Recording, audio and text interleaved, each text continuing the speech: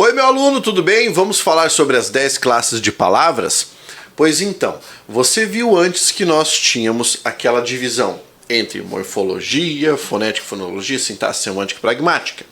Agora, eu vou fazer o seguinte, eu vou dizer quais são as 10 classes de palavras e dizer o que elas fazem, evidentemente, com um exemplo depois de cada classe. Mas esta não é a aula de aprofundamento das classes de palavras. Essa aula começa depois que eu finalizar esta aula. Por quê? Porque antes eu preciso de que você se lembre de todos os nomes, de todas as classes. E depois eu vou aprofundar o conhecimento classe por classe, aula por aula. Afinal de contas, eu quero que você tenha visibilidade de todos esses elementos. Eu sempre falo para o meu aluno, não se preocupe com a extensão da aula. Preocupe-se com o conhecimento que você extrai dela.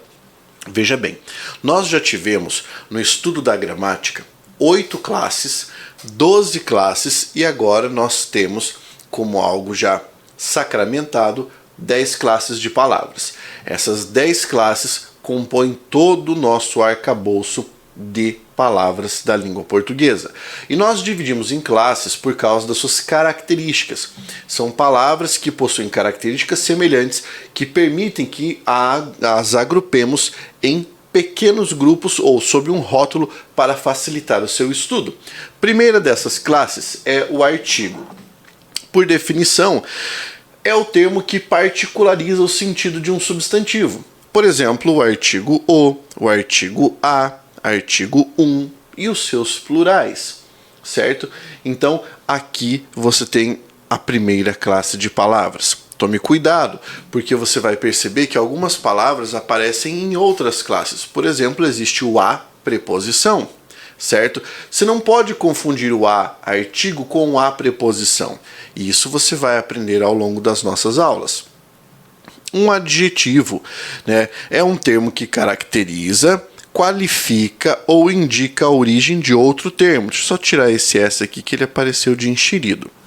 Exemplo, verde, que é uma característica, feio, que é uma qualificação, francês, que é um adjetivo pátrio, que indica a origem de outro termo. Olha que coisa curiosa, você deve ter pensado, mas como assim feio é uma qualidade? As pessoas acham que qualidade é apenas coisa positiva. Não, a qualificação também pode ser negativa. E aí nós dividimos. Uma qualidade positiva é o que nós chamamos de qualidade eufórica. Qualidade negativa é uma qualidade disfórica, certo? Só para você saber essa diferença e não ficar pensando, por exemplo, que feio, ruim, né, ou termos disfóricos não podem ser considerados adjetivos ou elementos que indicam uma qualificação. Muito bem. O advérbio é o termo que vai imprimir uma circunstância. Pega esse termo aqui, tá? Isso é bem importante você entender. Uma circunstância, por isso ele é chamado de circunstanciador. Sobre um verbo, principalmente, pode imprimir circunstância sobre um adjetivo e também pode imprimir circunstância sobre um advérbio. Veja como exemplo, palavra mal ou a palavra não. Veja só, se eu disser para você, ontem eu estudei pra caramba, ontem é um advérbio que dá para mim a noção de tempo. Se eu disser ele fala mal, a palavra mal, nesse caso, é o antônimo de bem, escrita com L, é um advérbio, está dizendo algo a respeito do modo como a pessoa fala. Se eu disser João estudou, João não estudou, perceba que aqui tem uma circunstância negativa que muda todo o sentido da frase. É por isso que dessas 3 primeiras classes, artigo, adjetivo e advérbio, a mais importante para você observar dentro de uma sentença é a categoria dos advérbios. Depois disso, nós temos a conjunção. A conjunção é um termo de função conectiva, ele serve para conectar elementos. E nessa conexão, ele pode exprimir uma relação de sentido. Exemplo, a conjunção e, que apresenta um sentido de soma, e a conjunção mas, que apresenta um sentido de oposição. Se eu disser para você, ele não estudou, mas passou, o que é que nós temos aí? Um milagre, né? É um milagre. Mas veja, Brincadeiras à parte. O mas, nesse caso, está apresentando uma oposição em relação à ideia antecedente. Então, isso é a relação de sentido que eu quero que você entenda e que nós vamos investigar mais a fundo nas aulas sobre conjunção. A interjeição é um termo que indica uma espécie de estado emotivo momentâneo. Por exemplo, ai, ufa. As interjeições geralmente aparecem seguidas de uma exclamação, certo? E existem várias. Existem locuções introjetivas, né, que são expressões que valem como interjeição, tipo, minha Nossa Senhora, que droga, né? E os palavrões também entram nessa categoria quando usados nesse sentido. Veja, é muito comum que a gente tente classificar interjeições pelo sentido, né? Por exemplo, ai, muita gente fala, é dor.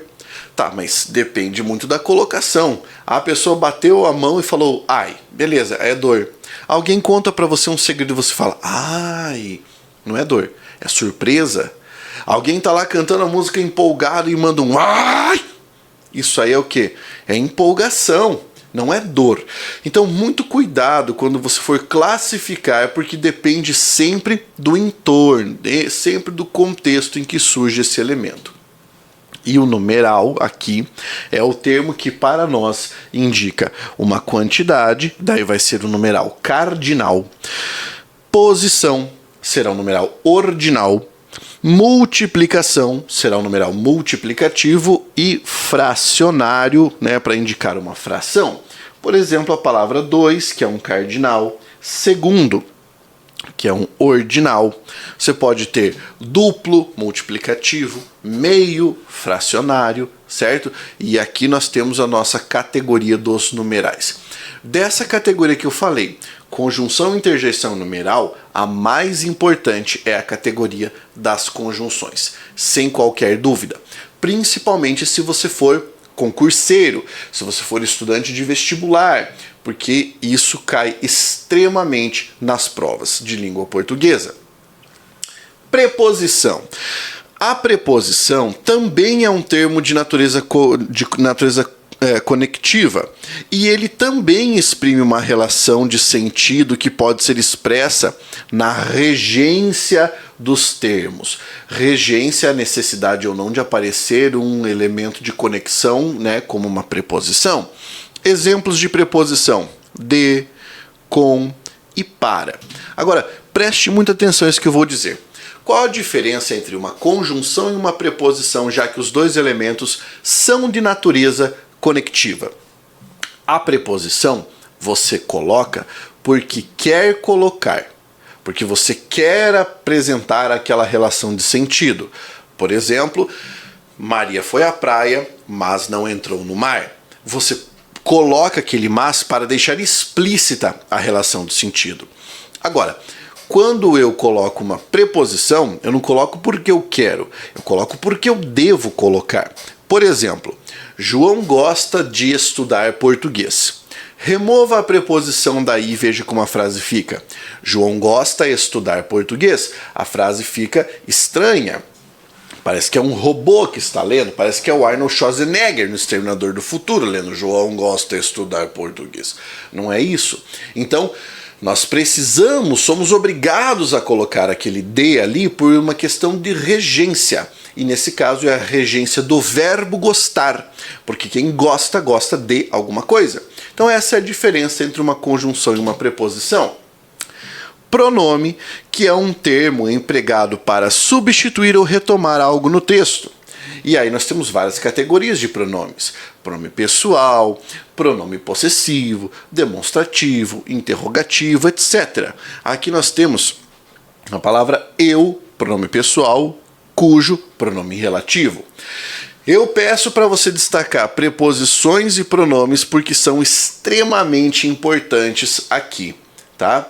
O substantivo é a palavra que nominaliza, ela dá nome a seres, conceitos ou ações da língua. Por exemplo, fé, que é um substantivo abstrato, casa, que é um substantivo concreto, Pablo, um substantivo concreto e próprio, lâmpada,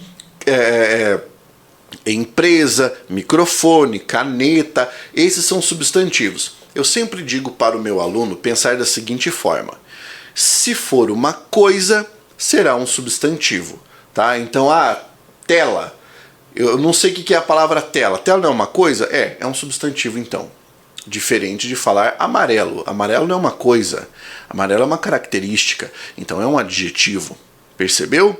É assim que você raciocina em gramática.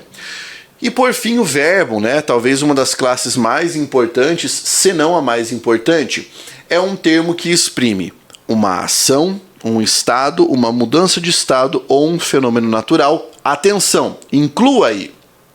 E que pode ser conjugado. Para ser um verbo, você deve poder conjugar, certo? Então, por exemplo, a palavra chuva não é um verbo, é um substantivo. Pablo, mas é um fenômeno natural. Concordo. Você pode conjugar? Não. Agora, chover, você pode conjugar. Como assim? Choveu, choverá, choveria. Eu posso conjugar, certo? Então, lembre-se de que o critério para ser verbo é a possibilidade de conjugá-lo.